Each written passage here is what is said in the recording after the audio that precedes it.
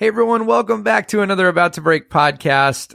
The great conversation today with Amy Miller, a brilliant comedian, and she's just delightful in every way. This is going to be a great conversation. I can't wait to share it with you, and I don't have to wait because it's here. You're listening to it right now. Let's get into it right away. I want to let you know this Saturday, November 23rd, I will be at Dynasty Typewriter for their Dynasty Tonight show. Amazing show.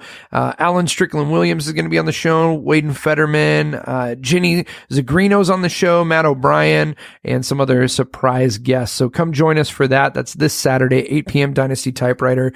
Tickets are available at dynastytypewriter.com. And while you're there, why don't you check out tickets for January 7th? The taping of my first live special, Chasing Wonder. I'm crazy excited about this, and I want to thank everyone who's been buying up tickets. We're getting close. We're getting close to that being sold out. So go buy the tickets now. Get them while you can.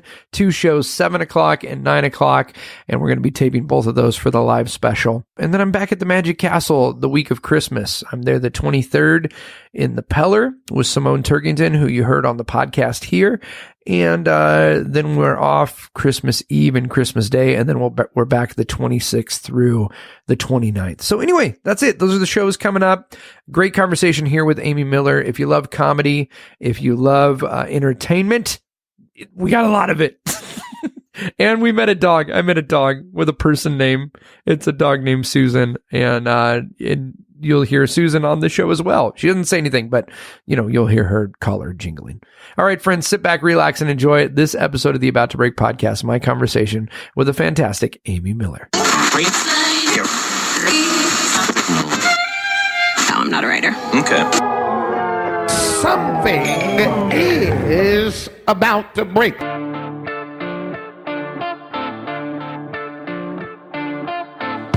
Hey everybody, welcome to About to Break. I'm your host, Taylor Hughes, and this week I could not be more delighted than to be sitting down with the absolutely fantastic and hilarious Amy Miller. Hi. Thank you for doing this. Oh my gosh, thanks for coming over to this place that's not my house. The last time, the last time that we were together was doing a podcast, we did your podcast. Yes. Who's your guy? Probably the only other, this is the second time I've seen you in my life. Yes, this is it.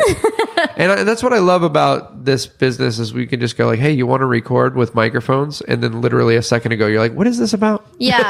Yeah, it's weird. It's like you feel like you know people, and then you're like, I've seen that person once, maybe. Isn't it weird? Yeah. But our podcast is very personal. Very much so. So it was like, it's like summer camp. I got to know you. Yeah. Yeah, I feel like your podcast is summer camp because, and when you, I'm a listener of your show, and when you listen to it, people come in and they're kind of trying to figure out what it's all about. And at the end, it's like, wow, this got really deep. Yeah. Then they just let it fly. Yeah. And we're like, do you need us to take any of this out? Yeah. Nope. Yeah. They're like, it's fine. So for folks who don't know, I will have told a great intro by this point, so they will know. But, okay. Your podcast is called Who's Your God? Mm-hmm. How did you decide? Your episode was so good. Oh, thank you. Yeah, I've had it's one a lot of my of church favorites. drama, so it's a good. Let me back this up a little bit. It's a good, good fodder for a conversation. Yeah, I recommend that one a lot. If people are like, where should I start if I want to listen to your podcast? Yeah. There's like 4 or 5 I usually recommend. And yours is definitely one.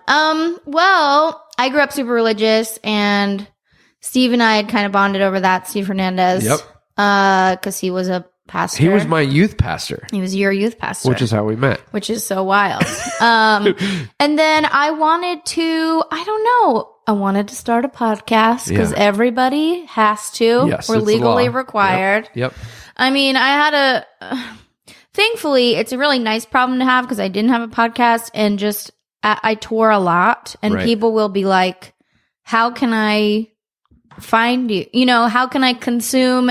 People are so sweet. Oh yeah. And they like your act, and they're just like, if you're not currently on a TV show, it's like you have to have a podcast because they're like, I want to hear you all the time. Yeah. And I'm like, creepy that you said it out loud like You're that. I like that, but I also don't like it. So I was like, well, I have to start something. And there was all this stuff about like Christianity I was kind of still processing. Yeah. And then I wanted to start something with Steve, and it just kind of came together after like a few chats about religion with him and our other former co-host who's no longer with us. He's alive. It's like moment of silence. Yeah, no, he's doing great. It's very funny, thriving. He's just not on the podcast. But yeah, I don't know. It was just like one of a few ideas. Yeah. How did things change when you went on the road now? You have something to tell people, you know, when they go like, how can I get more of Amy? Yeah, I get a lot of listeners from that. And now it's nice because in the last year I've been getting the opposite, which is that people who listen to the podcast but have never seen me live come to shows. Isn't that weird? It's so great. Yeah. In the most random of places. Yeah. You know, like Kansas City or whatever. Like, oh, I love Who's Your God. But I think, you know, it's a moment. It's a cultural moment right now. Millennials are like, a lot of us grew up very religious, and then we're kind of processing like how to balance that out with being kind of like socially liberal and whatever. I think it's something so many people are going through. Yeah. But then it's also like hard and scary to believe in nothing. Right. Because everything's so terrible. For some people, that makes it easier because you're like, everything's terrible, so there must not be a God. Yeah, I have friends who that's always been easy for them to just embrace, and they just go, well, yeah, that's why things are chaos. Because there's no rule. Sense. Yeah. So, and the great thing about that is that if listeners come out to shows when I'm on the road, it really kind of cuts the chit chat, because now people aren't like, they want to tell me their story, which I always find so interesting. So instead of people being like, oh, how's LA or whatever, you know, people are like, can I tell you about this crazy cult I was in? I'm like, yes. Yeah. There's just like no chit chat involved. That's all I want to talk about is the crazy cult you were in. Yeah. I mean, you know, you got to have boundaries sometimes. Yeah. It's like, absolutely. You can only talk about it with someone for so long. But yeah, it's great. I can tell people are really connecting with it, and that's really special. Oh, that's so cool. That's so cool. Yeah. When we did the show, well, I've known Steve obviously because he was my youth pastor. And so then I saw he posted, oh, he's doing this podcast. And I started listening. I'm like, this is fantastic. Oh, thanks. Because it is like one of my favorite things to talk about still with people is like, you know, what did you used to think? What do you think now? What are you trying to figure out? Totally. And that's, so folks, if you're into that, go check out the show. You got to listen to it. It's pretty stinking fantastic. Thanks. And then I think a lot of comics either like shy away from talking about that, or especially if they do believe in God, it's like very frowned upon in entertainment in general. Like, but I think I thought I liked you, but then you said you believe in God, and now I don't know what to do. It's you get weird. real weird vibes sometimes. Yeah. So a lot of people we have on have like never really even had a fully extended conversation about their core beliefs, which I find so crazy. Right. Because I like wake up thinking about them, you know? Yeah. Oh, yeah. And some people are just like floating, like chill, like, oh, it's fun. We tell jokes. And I'm like, but what do you believe? But yeah, and our fans are really nice. And we have, you know, I find like we'll have people on like, I don't know if you heard Sam Levine. I didn't hear Sam. Oh, I just love him. He's from Freaks and Geeks. Like people know him. Yeah, he's very beloved. But he was like, the interactions I had on social media after your podcast are some of the like most thoughtful, deep, like Twitter conversations I've ever had. Well, it's wild because you have people on the show who it's like, oh, I know them, I know their work, or I've seen them do their thing, but you don't ever hear people talk about these kind of things. Exactly. So you've created this you know, this opportunity, this environment where people feel free and comfortable to share their thoughts about the universe. And I think in our parents' generation, it was heavily frowned upon. Like, don't talk money, don't talk politics, don't talk religion. Even to people who are like very religious, it's like, yes, especially. We go to the thing on Sunday, we don't talk about the thing the rest of the week. Yeah. And I think our generation is really like, oh, money, politics, and religion are all linked in very significant and important ways. And, you know, the man doesn't want you to think about it. So let's just talk about those things. The man doesn't want you to make connections, you know? Oh my goodness. I find it interesting. Yeah. It was freeing for me because I mean, I 6 years ago was all that I left the church I was at. It's only been 6 years, which is crazy to me. I know. That's like it's nothing. Like those 6 years have been so full of life. You know what I mean? Yeah. But like finding your show and some other like podcasts, it was weird how much freedom came to me through hearing other people talk about their journey, because even Yeah. though I was so involved in a specific like viewpoint and type of religion, you don't even talk about it really with those people. No, well, So- you're not really supposed to, because if Yeah. you doubt, we're all really conditioned to like, if you're doubting anything, then like that's Satan getting to you, Yeah. Oh, and yeah. so it's not something that you can See, share we with grew up someone else. Similar vibes. Yeah. You know? And so then you feel ashamed to bring it up to someone else, like, hey, are you having any doubts? Yeah. Yeah, it's really something to be hidden. Yeah. But it's all a means of control, man. Right? It is. It totally is. Like I'm just smoking a huge joint I right know now. right now. Smoke. The room is just completely opaque. We can't see anything. Watching this little I puppy know. who's somewhere in this Susan. house. She's so cute. You can First of follow all- her on Instagram at Susan the Golden. I bet she has more followers than I do. I don't know. She's gotten pretty popular. It's funny. My daughter started an Instagram for our dog. And like at first I was like, oh, that's fun. That's cute. And now it's like the dog's getting a following. I'm like, what is happening? What is it? You got to share. It's lazy. Oh, wait. Lazy like Lacey Aw. is my dog. Okay. That's a follow from me. It's a follow. She's pretty cute. Our dog is cute because she's not. You know those dogs that you're like, Yes. yeah. You're Like you like, look at what them and you happened hear to Sarah you? McLachlan. Like you're like, Yeah. that's- They have like one tooth poking out. Yes. Yeah. So that's our puppy. Oh, I can't wait to see her. Yeah. Follow Lacey. Follow Follow- Susan. Yes. This is a dog podcast now. This, you know what? Who's There your should dog? Be more. Who's your dog? Oh, that's too perfect. There should be some more dog themed podcasts. My wife has hacked Facebook somehow. I don't know what she did, but like I go on Facebook and I just see stuff I don't want to see a lot of time. You know, Mm-hmm. not friends, but like just random people sharing weird, crazy, Yeah. or tragedy. Everyone's got to GoFundMe. Some terrible thing happened. You got to change your settings. I need to change it. My wife has figured it out though, because it only shows dogs and like 3 of her friends. Yeah. I'm like, that's what I need to do. I need to trick the algorithm into knowing that. Yeah, just Google puppy pictures, dog videos. When you told me there was going to be a dog here, the level of joy I had was inappropriate, because I loved it. when you see, like, when you know you're going to meet someone new and you don't know them, Yeah. you're like, this could go either way. But when you told me there's going to be a dog here, I'm like, this is going to be great. I was We're on going to hit it off. a shoot the other day. I get booked. It's not a big deal. No, I was just an extra. But the second that I walked in, there was like a dog running around, and I was like, okay, I feel relaxed. I just feel good, Right. Pumpernickel. She was so cute.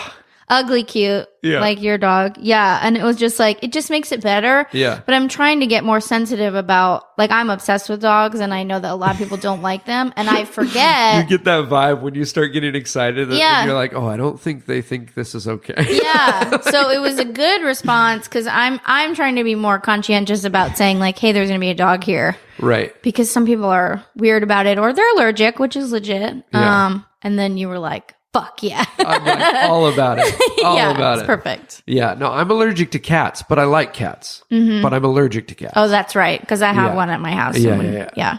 I had to stop and get a Claritin, because like the fires, I'm getting a little. Oh, You- yeah. You deal with the sinus stuff I don't. or the allergy? I don't think so. Yeah. Not that I'm conscious of. I didn't know it was an issue for me, and then maybe 6 months ago, my wife was like, "Yeah, you always kind of sound nasally." I'm like, "What?" Like you never, like my whole Why life, did I you didn't know marry this. me? Yeah. You had choices. Oh my goodness. Nasally's not bad. You got to get into that voiceover work, That is kind of where I it's am your at. new manager. Yeah, we're officially. doing this. We're That's like making my this happen. 7th professional idea I've Yeah, had. we've been. I mean, we're 15 minutes since I arrived, and you've already furthered my career. More I've than mapped out the anyone I've next ever- 6 months. I'm always doing that though. Like, are you always like thinking about when people are sharing ideas? You're like, well, what if you did this and this? and Totally. this? Yeah. It's the best. You have to. I That's find what friends it are so for, much partially. easier. I think so. Yeah, but I find it so much easier to like think of ideas for other people. Like for myself, I'm always like, oh, Well, that is why, as performers, especially, we need each other, because also sometimes you can't see stuff for yourself because it's hard to like believe it. Like Right. I still am like at this point, like I've never done a late night set. I'm sure that I will at some point. I can't believe you haven't. Well, that's very nice of you to say. See? That's a great response, but well, it's you've still... done so many things too. Like you're doing so many things that people usually don't do until they've done a late night set. Like sure. Yeah, I guess that's true. Yeah. I've done okay, but it's still, even when I think about, even when I'm like directly communicating with like a booker and like sending a tape and they're like sending me notes, I'm like, this just doesn't seem real. Yeah. That I would do this because it's so much a dream. So I think it's helpful to have other people be like, what about this? What about that? And talk about it in practical terms. Like, no, you're totally capable of this. You're ready for this. Because sometimes you just can't see it yourself. Oh, yeah. You're on Netflix next year. I already got it. We're making it happen. Yeah. Oh, my goodness. We're planned. Oh, my goodness. I haven't even seen you perform yet. I know. But I know. I love, though, that you I think you're a Magic fan, right? You like Magic? I love Magic. Okay. You can tell when people like Magic. Some people are like Magic about the way other people are about dogs, where they're like, oh, there's going to be a magician there. I know. Yeah, I know. It's weird. Yeah. I know. I was just, I did a long stint in Reno with Jackie Fabulous, who we were just talking about. I was featuring for her. Too long, I would say. 6 nights of shows in Reno. That's a long time to be in Reno. It's a lot. Friday, Saturday night in the casino, they'll march out the close-up Magic guys. They just set up a little table like in a random spot, and I'm like, hell yeah. My boyfriend's just like, I don't care to see that. Yeah. Did you guys do the Magic Castle? Have you gone yet? Oh, thank you for that invite. Yeah. Have not gone yet because they were like so booked out that the friends I had visiting couldn't make this date work. But I think we don't need to talk about these logistics. Yeah, we'll talk about it later. Let's just set it. We should just set up. I would also love to just go, like you said, sometime and not have dinner. Oh, it's because I've done it so many times, and it's like I get it. I understand the food. I just want to see the magic. No, it's better. Well, let's go. We'll get Steve and Julia to go. That would be amazing. That'd be real, because I want to go when it's like Christmassy and stuff. Yes, let's do it. Okay. In fact, I'm going to be there. I'm there Christmas week. I'm there. Oh, perfect. The Monday of Christmas, so the 23rd, and then I'm there the 26th through the 29th. Performing. So, yeah. Yes. Okay. Awesome. Yeah, that just got scheduled. So yeah, we gotta do it. That'd be fun. Okay. Yeah, we'll get everyone up. We'll do a little tour. Yeah, I'm gonna bother you to go like once a month. Now that you're anytime. And listen, I'm spending money. I'm having cocktails. Obviously. I've got no problem with it. Like, I don't understand. Here, one of the reasons people don't like magicians is so many of them are like too uptight about everything. Like, comedians generally very laid back. Interesting. I've never heard this about magicians. No? Okay. Because you have to be kind of calculating. Well, yeah, like magicians have crap they have to carry. Like, every magician comes in with luggage. Yeah. Every time I set up for a show, I'm like, if I was just one suitcase funnier, I could just stop this nonsense. But magicians are always like, I always say, like, if you're doing a bill and there's comics and magicians on, magicians are going to be there 4 hours early. They're checking the lighting. They've got some special table. They brought their own table. You know what I mean? It's not so involved. Oh yeah. And then comedians, like, I've literally done shows where I've introduced a comedian and while they're parking, I'm not sure if they're there.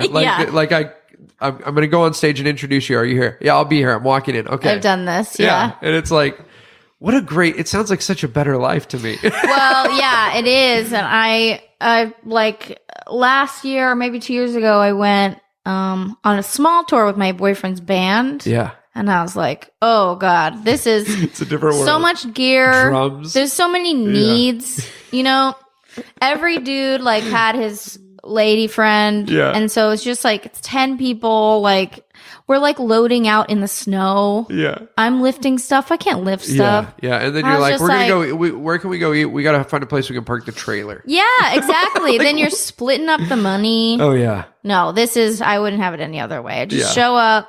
I don't need anything. Yeah. At all. Oh. Sometimes clubs are like, do you want to come sound check? I'm like, no.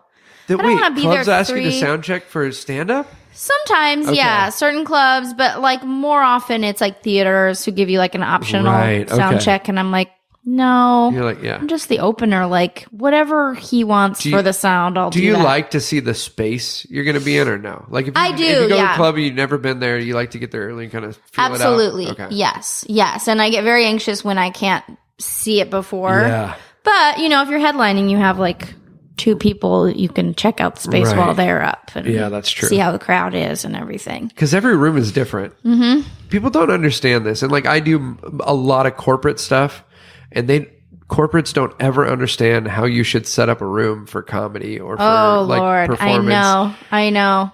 But yeah, some places you walk into and you're like, oh, wow. It gets really tough. And at least you're a dude, because let me tell you this. Yeah. When you are a lady and you walk into a space, even though I have so much more knowledge than the person I'm talking to, I can't just be like, all right, put these chairs there, and then the mic should do this, and then here's what we should do with the lights, because they're like, she's bossy, And it's like, no, I'm the expert, and like, I want to make a good show for everybody. It's funny because they'll come out with you this energy of like, well, this is really important. Like, we only do this event once a year, and you're like, yes, I do this every day of the week. Yeah, but I still think it's important. No, I'm not downplaying your event, but I'm saying like you should realize we have a bit of expertise that goes beyond the thing we do on the stage.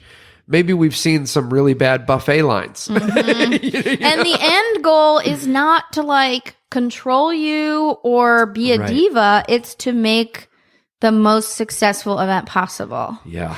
Now I'm doing a lot more of that stuff in advance, where I'm just like in the offer process, like here are all the things I need. Yep. And then it's just there, and it doesn't have to be an issue later. Yeah. Or if it is, I can be like, oh, did you see this in the checklist? Yeah.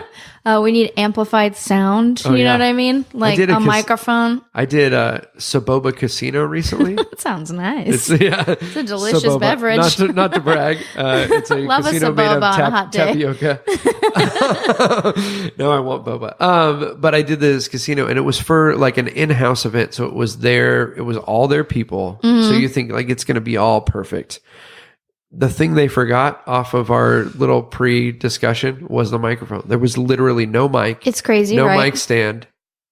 I'm like, what do you think is going to happen? Like, like 300 people, no microphone. God. It's a nightmare. Yeah. So like 2 months ago, my sister is planning this like kind of corporate event or nonprofit event for people who love bread.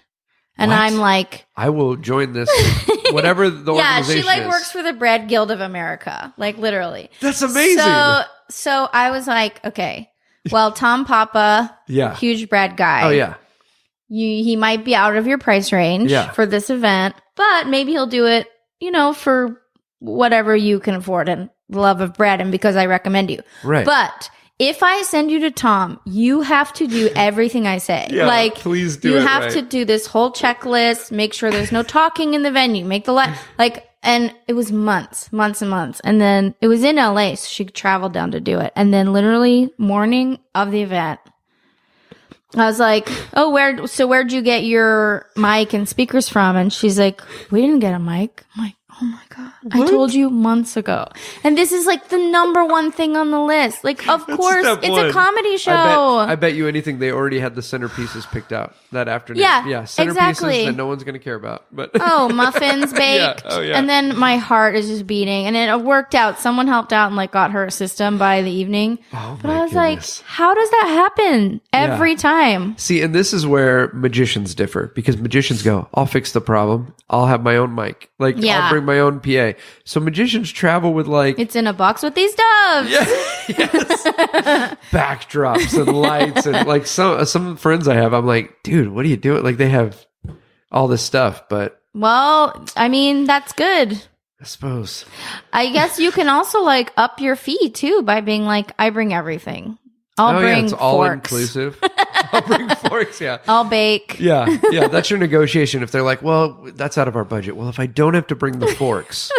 It's crazy how often this happened. And someone just paid me to officiate their wedding, which was very sweet. Awesome. Just some fans in Kansas City. They flew me out and all the stuff. You went to microphone. 2 years of seminary just for the... No. I had a friend get ordained while we were asking him to marry someone. He's like, hold on one second. Yep. I got ordained online. It's really fast. I did the same thing. I was ordained through the church and then didn't want to be associated with it. So I went, so now I have your Universal Life Church. Exactly. Yeah. But same thing, day of the wedding. She's like, oh, we didn't get a mic. I'm like, all right, well, you already paid me, so I'll just project. Here I go. And there were like very old relatives, just like I didn't hear any of it. Yeah. People are laughing and they're like, what are they laughing at? I'm like, well, I'm hilarious. And you would know that if there was a microphone, Uncle Jim. But yeah. There are those kind of gigs where you're like, this is going to be like, it's going to feel like babysitting. Yeah. You know, it ended up being really fun and chill, but it was like, yeah, people just forget this one crucial thing. Yeah. So weird. It's so weird.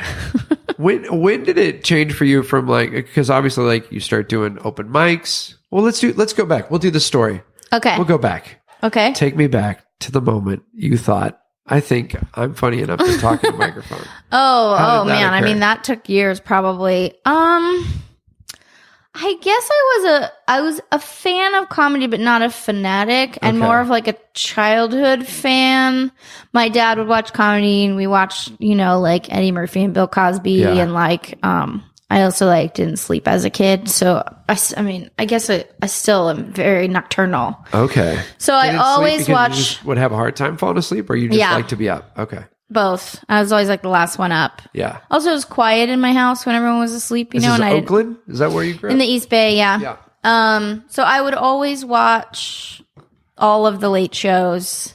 Oh, yeah.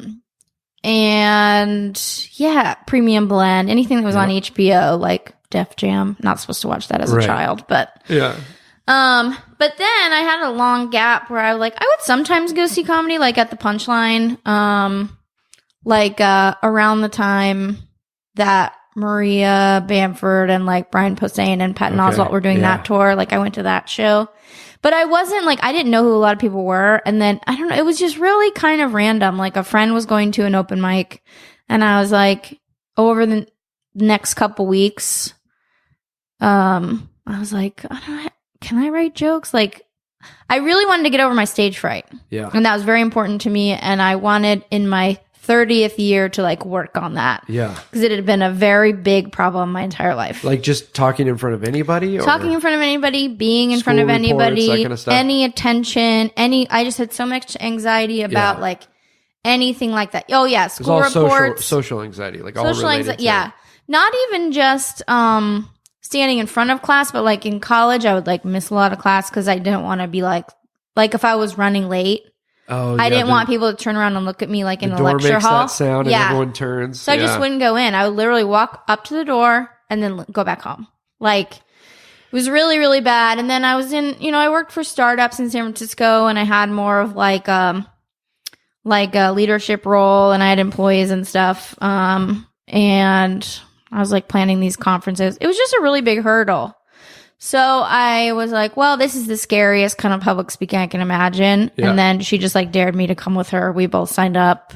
She ended up doing comedy for like maybe a year. And then now she's a principal in Cincinnati. But I stuck with it because I don't know, I got laughs the first time. And then I really liked the people that I met. Yeah. And I just thought it was like so wild and scary that I was like, I don't know. I just turned 30 and it seems like a crazy thing to do. I didn't think I was going to stick with it. Isn't it wild? Like, do you think, like, you ever think, like, what if I didn't stick with it? Or what if I didn't give it a go? Like, yeah, I think about it all the time. Well, I think about it more in the context of, like, sometimes I will give myself a hard time because now I'm in LA, I'm 38, but I'm still new at comedy, relatively. Right. Oh, yeah. I'm not legally allowed to say my age in this town. I can't believe I just said it. But I'm like, I should have started earlier because there's people the same age as me who have been doing it for like literally almost 20 years. Yeah. And then I'm like, well, that's just not what happened. I started late. I started when I started. I might have progressed faster because I was like kind of an adult already. Yeah. I had like a fully formed personality and point of view for the most part. I mean, 30 is still young. Yeah. But you lived I probably was better off not starting at 21. See, I think about this all the time. So I'm also 38, although I look like, anyway. You just have salt and pepper hair. I got the salt and pepper hair. I do. I always feel like I have a hard time with age. I don't know why. Let's get into this. Oh. Anyway. No. Yeah, we can talk about it. No, I would joke that like I'm 38. I look 48, but they'd cast me as 22 on the Hallmark Channel. Sure. Those guys are always like, Yeah. what's up, guys? I'm in That's college." another good fit for you. The Hallmark I Channel. could do it. Yeah. Oh, that'd be fun. Just a young widow falls in love Yeah. with a magician. Oh, yes. Yeah. Yeah. And she's an Christmas. advertising exec, but like, Yeah. It's got to be at Christmas. it's got to be at Christmas. I just saw it today. Christmas magic. That's what we can call it. Oh my goodness. This is sold before we even pitch it. Let's write it. I mean, Let's those do it. movies must take a day to write. Oh yeah. Yeah. I think it takes longer to write than it does to film though. Yeah. Yeah, that's true. But yeah, so I was 33 when I stopped, the age of Jesus death. Yes. So I thought that's when I left the church and started doing this full time. And it's like, I do that same thing of like, well, what if I would have kept going? Cause I did magic when I was younger and then I stopped. But then you go, I've lived so much of a different life than all my friends who are doing this now. Yes. They're experiencing now what they experienced when they were 16 versus like all these other things you can draw from. And especially with comedy, like having worked in an office and managed people, like that has to open up more possibilities. Oh, for you. yeah. I mean, I've had multiple lives and I wouldn't like trade any of them because it brought me to where I am. And I always was so excited to get older. Always, always. Until I got to LA and it became a thing. You're like, and wait, even what? now, No one wants to get older? Yeah. Like yesterday, now, it's standard, but you just lie about your age. I'm just like, oh, I'm 33 or whatever. And I have to like try to remember what year that is. But, otherwise I'm like so happy to be this age because it's the happiest I've ever been. Yeah. So it sucks that it's like so maligned in this fucking town. Oh, yeah. And it is only here because even if you go to New York, they're just like, oh, you're good at stand up. Yeah. Okay. That's like all we're looking for here. And then you'll get opportunities out of that. It's like the opposite of every other business too, where it's like, don't trust anyone under 30. They don't, like if you work as an executive somewhere, your age gives you more opportunities. Like. And people, the industry kind of plays the long game where it's like, I can sit around and feel bad that like comics who aren't good yet, like get, some fancy agent because they're young. But it's like, they're taking a gamble. They're like, oh, in 10, 12 years, I'll be making a lot of money off this person. Right. And so like, yeah, it makes sense that they didn't like jump on, a 35-year-old, whatever, like self-sustaining grown woman. I mean, it does make sense. Plus all of those, whatever, the industry. So it's crazy. But then you hear stories of, there's so many people who didn't get discovered until they were like 46 or like, get a platform of any kind until. Yeah. The upside is now, because I have a lot of the same opportunities as these like literal kids, I have friends that are 23 and I'm like, I would never know you if we didn't do this job, Right. Yeah. The upside of the experience and the life experience is like, you can easily remember that not one thing ever fucking matters, I don't like sweat over one thing. And then B, I'm always ready for whatever the thing is. So at least for stand up. Yeah. I still am not a very good actor, but, as far as stand up goes, like I've been doing it long enough and so often. Right. That if something comes along like, hey, can you do a late night set in a week or whatever it is? Yeah, you're not going to panic.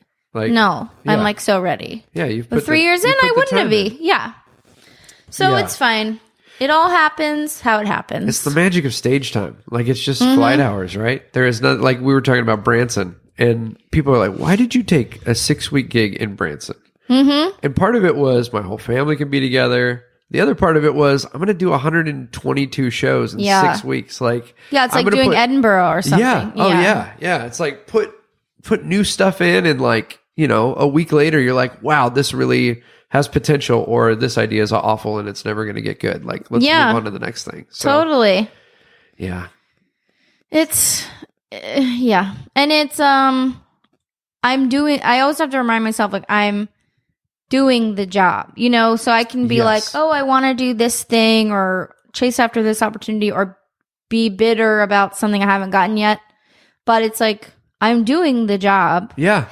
And it really, I've noticed, especially on auditions lately, like it really lends me an air of kind of like no fucks when I'm auditioning for stuff because I'm like, I already have a full-time job. Like I'm a working comic. Yeah. So I'm not just like, you know, an actor who's like sitting at home all day who's like, oh, what if I get this one thing? Yeah, this one thing's going to pay me for the next 6 months. I think people end up smelling that on you at some point. Like RuPaul always said, like he went into every audition like he didn't give a shit. Yeah. Because he didn't like, he was just like, when they get it, they'll get it. Yeah. And now he's fucking RuPaul, you know? And like, he just believed enough in himself that then you think you blew an audition and people are like, you got it. And you're like, what? I didn't even like wear what I was supposed to wear. I was late. Like, they're like, I like her. She doesn't care. I think it was Matt McCarthy who was telling me that he went in for this audition.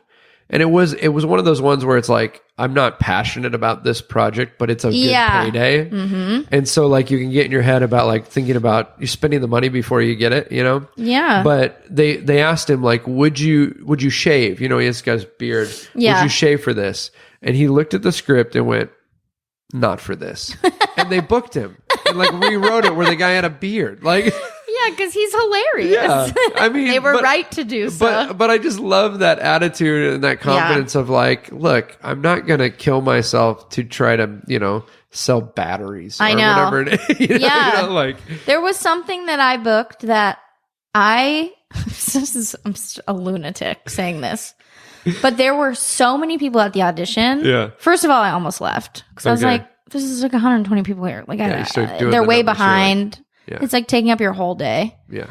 There were so many people, but also like, I really gave kind of minimal effort. I mean, I always do my best, but again, I wasn't passionate. I was just trying to be funny. And I'm always like, if I can make someone laugh in the room, that's it. Like, I'm not a dramatic actor. And then I got it and I was like, oh, they must be fans of my comedy. And then like I showed up on the shoot day and the producer, who's one of the people who cast me or was in the room. Yeah. Like it came up and he was like, oh, you do stand up? And I'm like, yeah, I thought you knew that. He's like, why would I know that? I'm like, I just thought because there were so many people there that you cast me because you like me already. And he's like, no, we just booked you based on your performance that day. Yeah. And I'm like, that's crazy. That really happens? Like, I've heard stories of these legends. There were so many people there. Yeah. It was funny. That was also the same day that because it's such a long wait, I was just eavesdropping on everyone, that in the like waiting room, I heard this girl say, I'm thinking about getting into stand-up comedy because it seems like a really easy way to get roles. Oh my goodness. And I was like, yeah, do it. You should do it. I'll see you. Totally go. See you at the mic. I'll drive you to the store. I'll drive you to the potluck. Let's do this. Oh my God. People think they can do this. Well, they people think also that they can do stand-up. Yeah. They think that, I've done some magic. Like, you know what I mean? Like, they think they can do it and that the next part is also easy. It's like there's tens of thousands of comedians that never get on a TV show or what. People think like, oh, well, you know, I'll be Ron Funches. I'll just learn how to write a few jokes and then I have movies and TV shows. Yeah. And it's like, none of this is real. Yeah. Yeah. But yeah, try it. Yeah. Go ahead. I mean, it's like work your ass off, have talent, be good, and then still win the lottery. Yeah. You know and I mean? A lot of nights on the road, like, live a true nightmare. Oh, yeah. Yeah. Oh, yeah. Let's talk about that. This is one of my other favorite topics of conversation is that people, when you're doing entertainment of any sort, or when you're watching entertainment of any sort, I mean, your boyfriend has a band, right? Yeah. So when you watch the show, you're like, man, I bet it's so glamorous backstage. I bet they just rolled in. Someone else was like checking all their gear for them. Like, I bet they don't even have to go up to the TSA agent. I bet someone just goes, here you go. Like, right. You know? Yeah. But like when you're watching entertainment, it all seems so glamorous. And then you get in it and you're like sitting in the green room going, wow, they don't know what's happening. This is well, yeah. And that like at comedy shows, which is different from bands, like there's a lot of silence, and I mean, hopefully not too much silence, but there are moments that like the audience can like try to participate if they're like that asshole, you know? Yeah. And I think, because there's this idea that we're like, even as the feature that like, oh, you get a free hotel, like they're paying, like you're a celebrity. Yeah. So like, if I heckle you, like, shouldn't you be able to handle it? Some and people like, think that that's like part of the deal. I'm in Reno like, for a week. Do you know what a nightmare this is? You're like, and they're like, I live here. I love it. Is heckling me. Yeah. I'm like, I know you love it because something is wrong with you. I have friends. Have you ever done cruises? No, I want to. Do you want to? I would love to. All right. See. Get me in. Yeah. No, I would really love to. I have friends who like they've just made a living off of doing cruises. Totally. Like, or guys who are like, I don't want to do this forever, but I'll go live on a boat for 6 months and then come have a down payment on like a nice place, you know? But it is funny because like on cruises, there's like the first 2 days where nobody knows you. So it's like the loneliest thing ever because you're on this cruise, but you're not with anybody. And then after the show, everybody knows you. So like imagine that is a lot. You know that vibe after the set where like everyone's talking to you and you're having the same 6 conversations over and over. Yes. Imagine that for like 6 days on a boat. Yeah. You know? But like everyone's always like, so how does it work? Like you do the show and then they let you come on the cruise for free? Is that like like, no, I'm getting paid to be here. Oh, it's so cute. I mean, it is kind of precious. Like I like answering those questions sometimes just because this shit blows people's minds, you know? Yeah. It's like, no, this is a whole job. And they're like, a young girl. I'm like, yep, they let me do it. I know. I never understand how like Sal Vulcano and those guys always do like the Impractical Jokers cruise. Yeah, And I'm like, but they have insane fans. Like Sal has like full on stalkers. I'm like, how do you do this? You're just trapped with these people. Well, because the whole pitch of that is you're going to go on a cruise and like hang with these people, right? Yeah. I mean, I don't know that he really can because he gets like mobbed, Sal especially. So crazy. But it just seems scary to me. Yeah. But the old like butt rock cruises, like a lot of those guys hang out. You know? They really? Yeah. Singing Cabo and all that. Where it's like, or the other genre of cruises now, which is like 311 and Tool or whatever. Yeah. Probably not Tool, but probably not Tool. But those guys will like chill with their fans. That's got to be weird. Like that's a whole different level of. I mean, like you go on the road and like people go, "Oh, we listen to the podcast," and that's got to be crazy, right? Mm-hmm. You're like, "Oh, you know." I'm always like shocked and you're flattered. like, "Oh, you kind of know me or know about me." Yeah. And I've never seen you before. Yeah. But then you have Sal like getting mobbed by like stalkerish. That's got to be a weird vibe to like. I know, it's really weird. And they're like, you we made just a prank wanted to TV do pranks show. with our friends from Staten Island.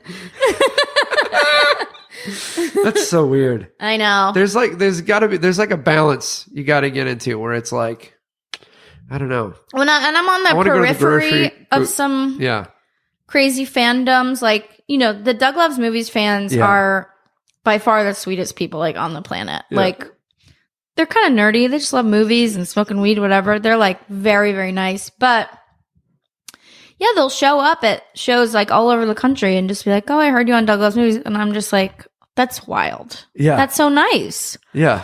But that show has fans where I'll see the same guy in 5 different cities because he just like almost follows the tour. Yeah. That's amazing. Yeah. And so there's a couple podcasts like that I just am on enough. Yeah. That I get like this trickle down of like crazy fans, which is mostly phenomenal. Sweet. But then sometimes like weird. With like All Fantasy Everything, they have really rabid fans too. And they're all really nice. But then people will be like, "What's Ian like?" And I'm like, I mean, I don't know, man. He's nice. He's my friend. I don't know what to tell you. Yeah, what are they looking for? Like, you have a good idea of what he's like. I don't know how to give you what you want right now. Yeah, you listen to him every week. Yeah, like, you probably know more about him than I do. It's, and then it's like people just want to like get close to the information. It's interesting. But I can't, if people come to shows, I'm just like, oh, you're an angel, you know? Yeah. Well, and that's when I have... I always struggle when we all have those nights where you get there and it's a low crowd or low energy. Mm-hmm. But But when people come out and like take it out on the people who showed up, it's like they bought a ticket. Yeah, and Like we all know how hard it is to leave the house. Yeah. And I always like say that in my set. Yeah. Like, we did it. Yeah. You know, Yeah. we're here. Yeah. There's like, we all have 7 streaming platforms. Yeah. Like we could be watching. We So have I'm every always comfort in honored. life trying to keep us out of coming to the theater. Yeah. And I don't know why. That was a very early advice from a host I got in the Bay Area who hosted like the open mic that I started at, and went on for like 15 years. And Wow. he just is always like, have empathy for the audience. Yep. And be grateful that they came. And there's never a need to shit on them. Yeah. Yes, sometimes shows will go badly, and sometimes it might be partially your fault, and sometimes it's just an off night. And screaming at them means that the 2 or 4 or 6 people who did come to see you because they like you from something else, they're just going to feel like shit. Yeah. It just doesn't make sense. Yeah. Yeah, I had that in Reno almost every night. But that was The like Reno factor. like old casino people. Like they've lost money. Also, that club. Oh my god. Is anyone listening? Jamie Masada, are you listening? Are you there? The Laugh Factory in Reno like keeps the whole crowd lit brightly. Okay. Yeah. So you can see everyone's everything, all their reactions. Ooh. And we were like, can you guys like turn this? And they're like, no, that's just how it's set up. So it's a really weird room and people just stare at you. Oh. And I was like, I can yell at these nice old Republicans or I can just go, you know what? Yeah. It's only 20 minutes. Try my best. I know that I'm funny. Yeah. And then like learn from the experience. Yeah. And it was hit or miss. It would literally be like bad show, good show, bad show, good show. Yeah. So, but it was for everybody. It was the same for Jackie, and she was headlining. Like, if I had a bad crowd, she had a bad crowd. So it's just not worth screaming. Yeah. And you don't know, like you said, sometimes it's just an off night. It took me forever to learn this, and I still struggle with it. But like, I mean, the Magic Castle, which is like the place people come to see magic. Yeah. You will never They have to beg to get in there. You will never perform. If you're a magician, you will never perform in a better venue for people watching magic. Right. And yet, in the 21 shows you'll do in a week, you'll have 2 that are just weird. Yeah. And you don't know why. You don't know why. You have no idea. Yeah. But you can't, like, I used to get so in my head, like, if I had a bad set, it would wreck me. Mm-hmm. Like, which is another reason I think, like, you need to perform all the time. Yeah. So that, like, exactly. you know, if people were like, well, I'm just going to do this like once a week. It's like, it's going to kill you. Like if you have a shitty show and you're not performing again for 2 weeks, you're just going to sit with that. Right. And on Friday in Reno, the first show was like epically bad. I was laughing on stage, like, because I would just about like openly about what's going on right now. I would say something that's like always a successful punchline, nothing, like pure silence. And then I would laugh. And then be like, explain why I was laughing. And I'm like, it's just a joke that does really well everywhere. But you guys are different. And then in between shows, I did just like a little, like a local show some comics put on. And I did like 7 minutes. Yeah. And just crushed. And they were like, oh, it's Amy Miller. You know, like they like cared that I was there. Yeah. And it was just like a palate cleanser. It's the best. And it's like, yeah, it's just sometimes it just doesn't work. Yeah. There's nothing you can do. Yeah. See, this is another thing between magicians and comedians. Magicians don't ever try to get their own audience for the most part. Interesting. This blows my mind. Unless you're like all the way famous. Yeah. Or like, I mean, like Justin's got a huge following and an audience, but there's very few magicians that do. Most magicians, their whole business model and career is built on being an event entertainer. Right. So they go, I don't have an audience, but GE has an audience. I'll wait for them to call me. You can. I mean, people aren't like putting tricks on Instagram and stuff. Yeah, some are. Well, see, that's the thing. The magicians that have a following are people who generally put tricks on Instagram but don't have a show. Like if you went, I love this person, they're killing it, they're putting videos up every day, but then you're like, can you come do an hour? They don't have it. You know? Well, it seems like, everybody should there's just a way try to do both. That's what I'm trying to do. But it amazes me, though, how many magicians are just like, they'll be 60 years old and still waiting by the phone for someone to invite them to perform somewhere because they've never tried to develop their own audience. That's weird. Isn't it weird? Yeah. Yeah. Which is why we started this podcast today it's like an evangelism podcast for magicians. We're trying to. Did you watch multiple documentaries about, what's his name? Which one? You know, the guy Michael Jackson who does drugs and magic. Oh, The Amazing Jonathan. Yes, The Amazing Jonathan. How sad that's all you need. I just forgot his name. You know, the guy who does drugs and magic. Yeah. Yeah, that was wild. It's really wild. The documentary situation itself was so wild. And that the other one was Steve Byrne. Did you know that? No. The director. Okay, I don't know which one you watched. You watched the one that with was on Ben, whatever. Hulu. Yes. Yeah.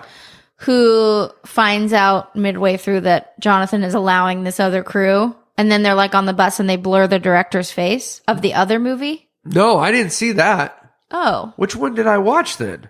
I mean, you might have watched Steve Byrne. So one of them is directed by the comedian Steve Byrne. Okay. Who's like in the other documentary but blurred out. Because they came out at the same time. So Jonathan was having two people make a documentary about him at the same time? Allegedly 4. But then 2 people, I think they just haven't put it out yet, or they threw in the towel because he was being so nuts. This is crazy. I haven't heard any of this. Oh, it's awesome. Okay, you have to make sure that you see both because they're really different. Yeah. But yeah, I'm like, the one I saw good was for that like, guy being enterprising. Yeah, the one I saw showed Jonathan with the guy who like was a kid and met him, and then he became like he was a stand-up from Australia, I think. Oh no, I haven't seen that one. Oh my god! So that might be the one directed by Steve Byrne. Then, okay, yeah. Wow. Yeah, it's wild, but I don't know why. Because I was gonna say, like, if you're in the entertainment business at all, I don't know why, as a magician, you wouldn't have the same model as everyone else, which is like, I need to do social media, I need to do a mailing list, I need to write a script with me in it. Like, well, I would say that magicians they would do social media and they would do like mailing lists, but their target is like people planning events, not. Well, so not is just ours. People. Yeah, because you can't be good at either thing without performing it a lot. But it's like, why not do both? Yeah. I think that's a good idea. As Howie Mandel recently told me in person to my face, hello. That's a big name drop. He's like, it's all about time management. Is that what he said? Yeah. We were like talking about just, at some point, I had a meeting with Howie Mandel. And at some point in the meeting, I was like, oh, yeah, that's something I've thought about, but I've just been like so swamped. Yeah. Because I am still a poor person. So I work like 75 jobs on top of like writing, doing stand-up, whatever, everything. Yeah. I mean, we're here. we I'm literally have to do. dog sitting right now. Do it. And then he was like, yeah, it's just all about time management. You know, you have your whole day free. And I'm like, Howie, I don't have my whole day free. Right. And I don't have a team of people helping me. Like, it's easy for you to say like, oh, you got to get on TikTok. But I'm like, someone's doing that for you. Yeah. You know, you probably have more leisure time than I do right now because I'm a poor person. Right. I don't have someone like, writing the that's ideas fair. and then holding the camera and then yeah. And then later he got like a robocall, you know, on his cell phone, and he was like, watch this. I always answer these and have a whole conversation. Just fuck with them. And I'm like, seems like you have a lot of time on your hands. It's all about time management, Howie. Yeah, he's very sweet. How weird is that? I did one show with him at West Side. Mm-hmm. And he drops in there sometimes. Yeah. And he was very, very kind. But how weird is it? How weird is it when you're sitting having a meeting with Howie Mandel? Like, do you ever have those out of body experiences where you're like, what is this life? Oh yeah, this all is the time. So weird. All the time. It was weird. I have less of like an emotional connection, I think, to Howie's work than a lot of other people. But yeah, I have those moments all the time. Yeah. You know, I mean, there's people like anytime I've worked with Arsenio, I'm just like, man, or Roseanne. Yeah. I know we're like not supposed to love her anymore, but she was such a huge part of my life. Yeah. My boyfriend and I just watched all the Roseanne Halloween episodes because, you know, they were like insane about Halloween. Good. Yeah. And so we watched there's like 7 or 8 of them. Yeah. I still watch it. That's like my go-to show. It's so funny. Yeah. And yes, I do have a lot of those experiences for sure. I have out of body experiences sometimes on stage when I'm halfway through an hour and I'm like, cannot believe you guys have to listen to me talk for this long. What a weird job. So nice of you to do it, by the way. Yeah. Very kind. Yeah. And, not to drop the as a woman again, but it's even weirder that way, right. because it's like we're not often in positions of authority. We're not often in positions where a group of people are required to just listen to us for an hour, right. and enjoy it. Yeah. Better fucking enjoy it, you know? It's weird. It's really weird. And that also is where you get certain groups of people, maybe some old men who live in Reno who have not listened to a woman talk for that long, and they are not happy about it. But it's you saw the poster. You knew. It's really weird. I have those moments really often, and I hope that I don't lose them. Because that, it always leads to gratitude, where you're just what a fun life. Yeah. It's bizarre. It's anything we complain about is privileged. You know what I mean? Mm-hmm. At the end of the day, when you realize if we're doing stuff and getting paid for it, it's do you know how hard people work for money? Yeah. And yes, this for is hard jobs work. They hate. Yeah. Yeah. But at the end of the day, this is the thing that we would do for free. And we did for free. And we still do for free. All the time. Probably tonight. Yeah. Yeah. It's, and I like to have that balance. I do also it is a fun job. It is not technically hard work, but it's a different kind of hard work. Yeah. And I like to remind people a lot of just the emotional energy it takes. Right. Because I still love, it's weird. If I get a TV show or writing gig, I will almost miss some of the shitty jobs I do. Yeah. I'll clean a lot of comedians' homes. Yeah. Very satisfying. Because there's no emotional energy expended. And it's so tangible. It's look, this was a mess. Now it's not. And they're always amazed because I'm really good at cleaning. And they're just Jackie Cation's I didn't know our grout was white. And I'm yeah, you have to bleach it. That's a good Jackie. Thank you. And, they pay me generously, but it's good, solid, hard work, which is what my family comes from, what I'm used to doing. And it almost is crazy to think about, the possibility of writing jokes all day. Fucking okay. Yeah. But the other side of it is that it's it is a lot of energy. And being on the road is a lot of energy, as you know. On stage, you're giving your energy. Yeah. Afterwards, talking to fans. We're just spending energy just to get to the place. Every Lyft driver who wants to know where you're going, who you're going to see, or they recognize you from the poster, and it's I gotta be nice to you now. And of course, you be nice. You're nice. Yeah. Because that's the right thing to do. But it's can I just have a moment? Yeah. To not give anyone anything, you know? Oh, yeah. Then you have a whole family. I do. So then you get home and you're I have nothing for you. Daddy was doing magic. It's hard. It is. I mean, I just have one boyfriend, and sometimes I'm I just need an hour by myself to not you have to recharge. Yeah, you have to. That's the hard part of the work, which is real, but it's not manual labor. Yeah, it's and I find, and Katie could attest to this better than I do, but I don't do great when the day I get back from a gig, I'm usually a little off. Yeah. And the day before I go, I'm usually a little off. Yeah. If I'm going on a longer run, Mm-hmm. And totally normal. So we were in Branson, and I was doing 3 shows a day in the theater, which was great. It's just my own little space, and I did a 35-minute show That's 3 awesome. times.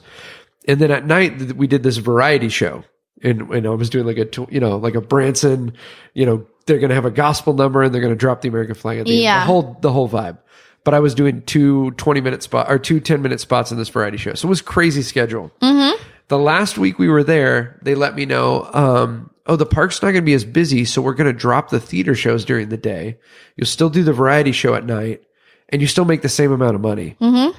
And Katie and the kids were so excited, and I was so bummed out because I was that's 21 less opportunities to try stuff out. You know what I mean? But literally, and it just changes the structure of the whole flow of the experience. When I should have been a good husband and dad and been more time with the family. This is gonna be great.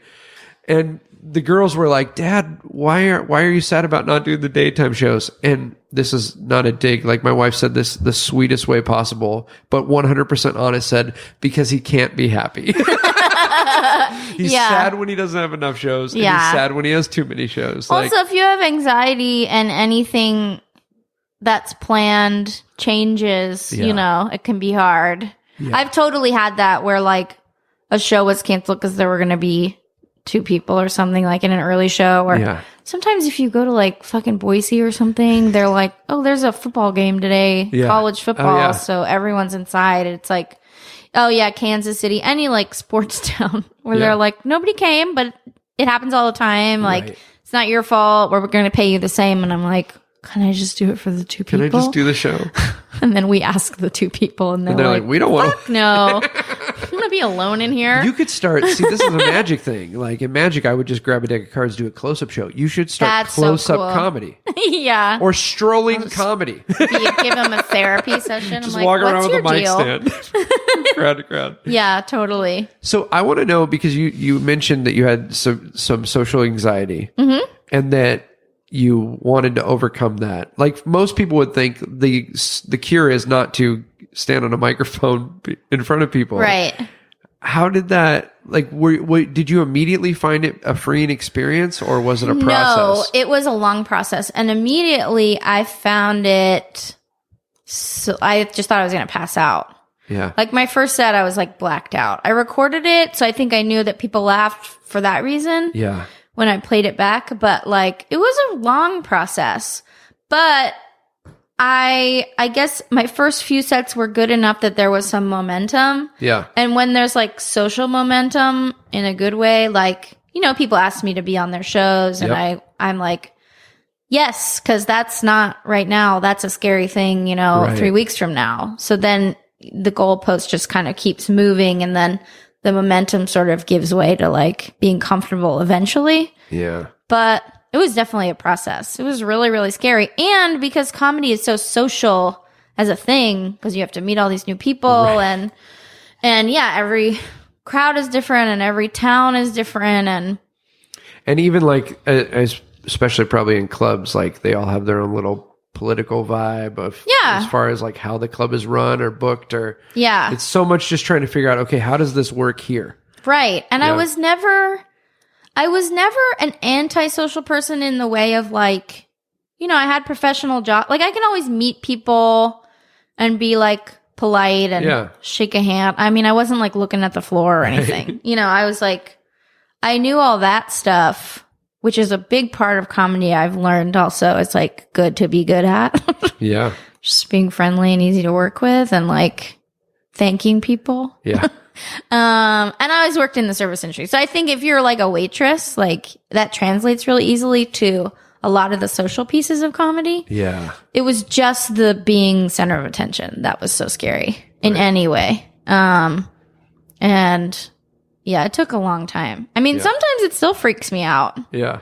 For sure. And I'll do sets that I'm like, logically, I know I'm ready and I know my jokes and it's going to be fine.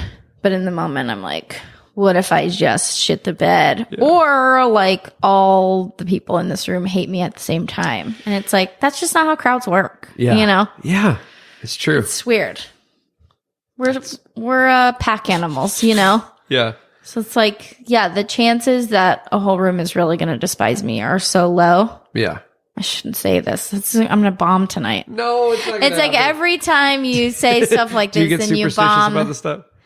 I didn't used to be, but this also just happened to me in Reno. I was texting with Moshe Kasher, another name drop. Wow. Holy moly. About I would name drop, but it'd just be obscure old magicians. I don't know why. We were just talking about hecklers and bombing, and I was like, oh, well, I'm fortunate enough that I don't really get many. I don't get mean hecklers. I'll get like supportive drunk women, whatever, which is like, don't do that. Not supportive. Don't do that. But, and I was like, I'm just pretty lucky. I don't really have like a lot of epic bombs. And he was like, ooh, you shouldn't have said that out loud. And then like literally the same night I bombed in Reno, but it was Reno. But the Reno factor. Isn't some of it though, I think is like the confidence. Like you have to be a little bit insecure for a show to go great, I feel like. You think so? I think so. I mean, you have to want to please people, I think. That's what I mean. Maybe not insecure. For sure. So plugging this back in. Maybe insecure is not the right word, but like you Unless have to need it to go well. I feel like unless you're like a comedy machine, Oh, bordering on like a character like Anthony Jeselnik or something, Right. which he is playing character, right. which I think protects him, you know, but That's he true. still wants it to go well, but he Yeah. doesn't show that. Unless you're him or someone like that, then I think you're right. You have to like want to figure out like what their secret is, you know, Yep. which we're all constantly doing. Cause Right. by like the third day of a really tough room like that, Laugh Factory Reno, thank you so much for the work. Then you turn the start lights going down. like, okay, well, they laughed at this on the Tuesday, and you know, Right. maybe they want dirty stuff. Maybe, you know, guys should stay away from you know, whatever. You start kind of like trying to figure it out, but you can't really Yeah. like decipher a random group of people like that. Yeah. You have to kind of treat them as a unit and want to please the whole unit. Please the unit. Please. Title of the next album. Yeah, I think you're right. It's a weird mix of confidence and Yeah. neediness. Yeah. This is me just trying to figure it out too, because it's so elusive. But if you're all It's like- neediness, then people don't, Oh, you know, no. they'll eat you alive because they don't want to see that because it makes them think of their weakest moments and they're like, Right. oh, I thought someone was going to be in charge of the comedy tonight, you know, Right, and this yeah. is not the CEO Yeah, we were looking for. Nobody wants to sit and watch someone who they feel like is uncomfortable in the moment. Yeah, it's like Yeah. if you had a pilot that was like, I guess we're gonna take off, and you're like, fuck. I think I'm going to use the runway. I'm going to give that a go. Yeah, they're always like direct, succinct, confident. You know, you're like, this guy knows what he's doing. He's flown before. Oh yeah, It's totally like that. it's true. It's just a very strange job. It is a weird, bizarre job. What was the moment that you thought, I'm going to walk away from this? Oh, I don't think I've ever had a hard moment like that. I good. took a long break in the Bay Area where Yeah. when I, like my second year, basically, I took like almost the whole year off. Yeah. More because of the shitty misogynist drama parts of comedy. Yeah. Than anything else. But I wasn't like, I'm never doing this again. I just was like, I need to figure out a way to be stronger, have a thicker skin, or move to a different town. And then I kind of ended up doing both because I did another year there and then I moved to Portland. But that was just like, and I still have those moments. Not that I'm going to walk away, but I'm like so tired of men in this job. Talk about it. Like, what do people need to know that, I mean, because I almost feel like whenever a topic gets brought up, people go, well, we took care of that. Now on to the next. And it's like, Totally. no, like we are not where we need to be. Well, and that's why, during, you know, as like so much of this like Me Too stuff continues to happen, it's not, and then like, you know, Chappelle will say stuff like, oh, if someone's jerking off on the phone, why don't you just hang up? And like, that's a hilarious joke, Dave. Right. Whatever. He's a genius, but some of his shit, I'm like, Yeah. what about just like listening to a couple people you know and trust who have had these experiences than Yeah. like just obsessing over how you're right? Whatever. But it's like, because that wasn't the only thing that happened to her that week. It's like exhausting, Right. like the Yeah. compilation, like Right. the nonstop. Because in a typical week, I spend a lot of time thinking about this. Yeah. In a typical week, it's like, okay, here's an example.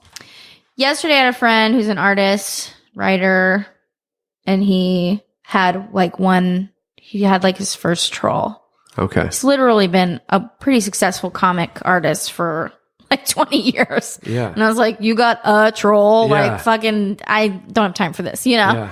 And he engaged with the guy and he was like, I don't know how you deal with this. And I'm like, well, it's just one of many things. And Yeah. so I treat it, you know, he said I would crumble if this was all the time. And I'm Yeah. like, well, eventually I see online trolls sort of like a mentally ill person on the bus. You know, it's like if you live in a big city and you take public transportation, a few times a week, someone might scream at you, or they'll scream, or they'll take a shit, or whatever, or say a slur, and you're like, well, I live in a city. Yeah. Well, the internet's just a big fucking shitty city, and a lot of it's great.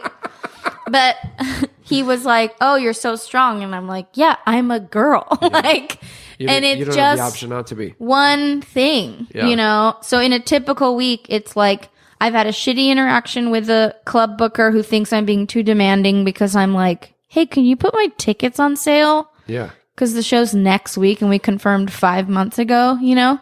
I could be as polite as possible, and he's pissed because it's just like, don't want a girl tell me what to do. Get harassed on the street, get yelled at online, you know, get heckled by someone. Like it's just constant, and it's very exhausting. Yeah. So then on top of that, to have like male comics just not be good at being allies, like even the progressive ones. Yeah.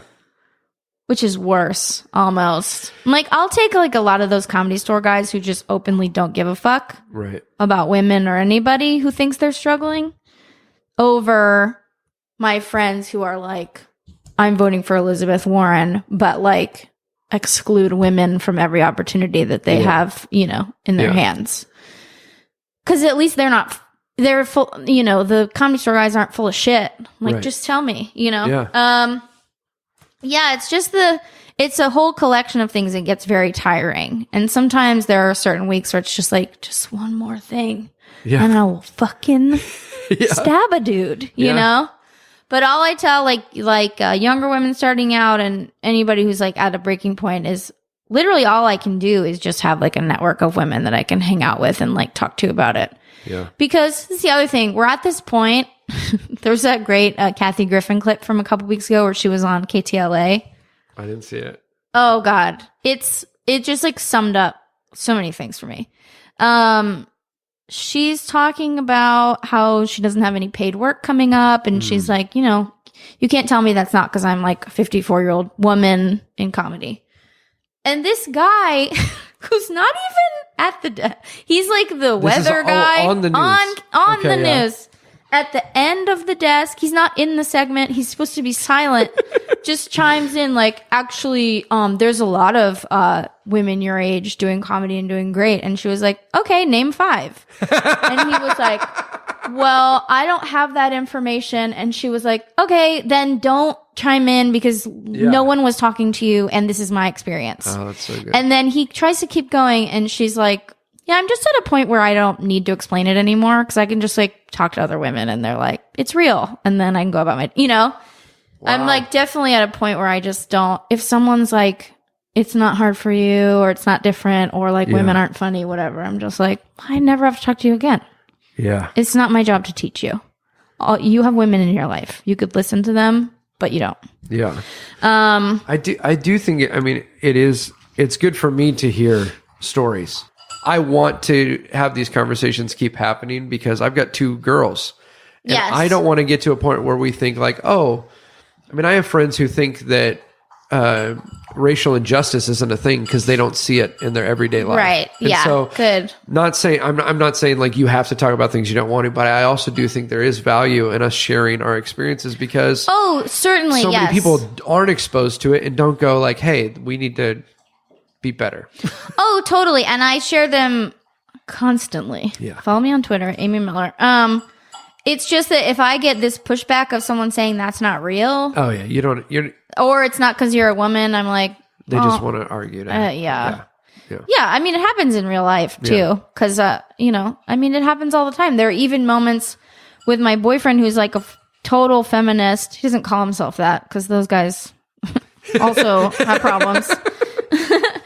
When they say it a lot, you're like, what did you do? Yeah. What did you do?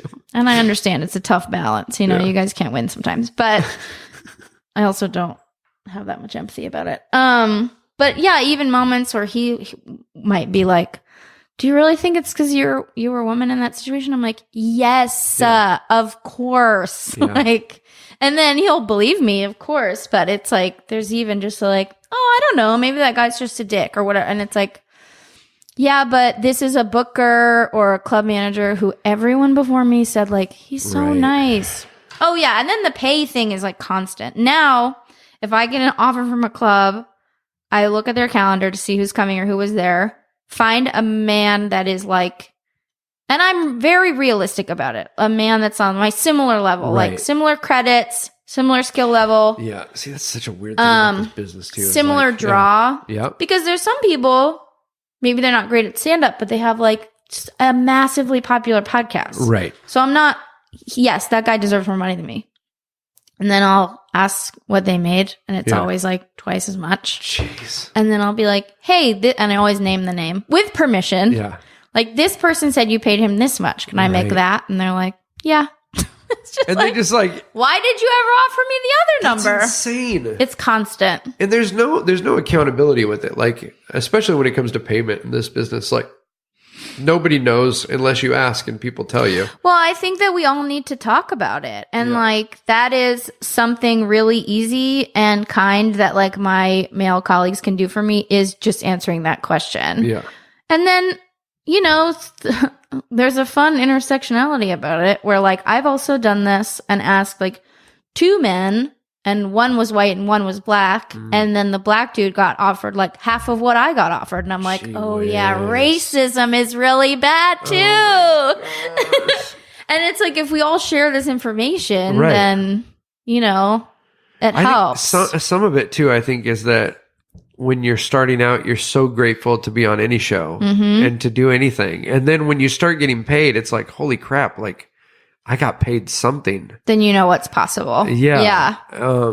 But it is that thing too of, I think like people just go, oh, we'll just. The puppy's whimpering. Oh. She probably has to pee. Well, we are way past the time we needed to. Perfect. She must have known. This is so good. Friends, go check out Amy Miller. How can they follow along? What do you want them to know? You can follow me on Twitter, Amy Miller. On Instagram, Amy Miller Comedy. I post my shows in both places and on my website, amymillercomedy.com, which is currently not working. Just pinwheels. Gonna have a new one hopefully next week. And my podcast is Who's Your God? And listen to Taylor's episode because it's very good. So fun. Thank you for doing this. Thank you. All right, we're gonna walk the puppy.